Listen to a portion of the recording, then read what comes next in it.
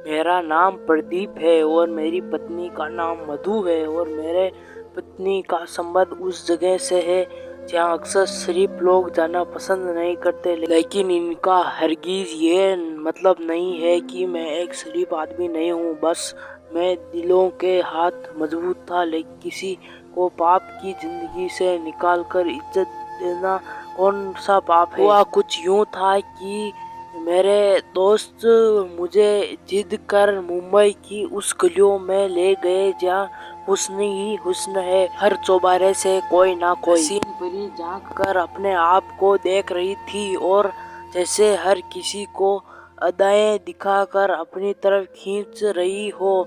मैं वहाँ गया तो अपने दोस्त के कहने पर ही था, लेकिन जब मधु का नाम की एक कोर्ट पर नाचते वाली मुझे शराब पेश करने आई तो मैं उसे देखकर दंग रह गया। मुझे यूं लगा जैसे आसमान से कोई परी उतर आ गई हो।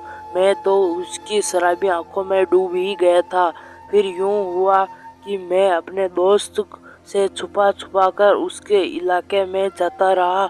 हर रात डांस देखने जाता था। क्योंकि मैं करोड़पति बाप का इकलौता बेटा था, इसलिए मुझे पैसे की कोई कमी नहीं थी। हर रात मधु पर नोट की बारिश कर देता था। उस कोर्ट की मालकिन सुविता नाम की औरत सुविता मुझसे बहुत पसंदीद हो चुकी थी।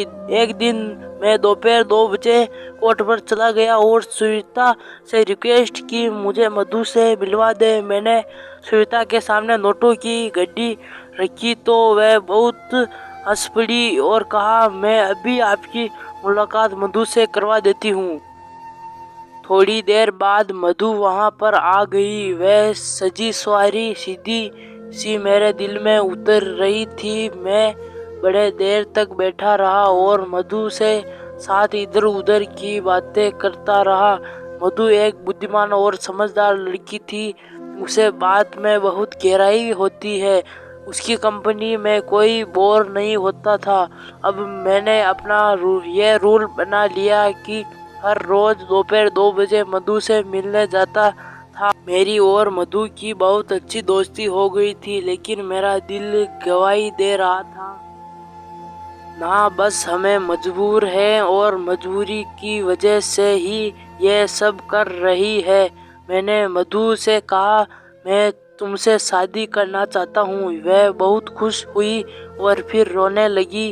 वह मेरे पैरों में बैठकर बोली, अगर आप मुझसे शादी कर के यहाँ से ले जाएंगे तो मैं आपकी पत्नी नहीं बल्कि सारी जिंदगी आपकी नौकरानी बनकर रहूंगी। आपका हुक्म मेरे लिए सर आंखों पर होगा। आप जैसा कहेंगे मैं वैसा ही करूंगी।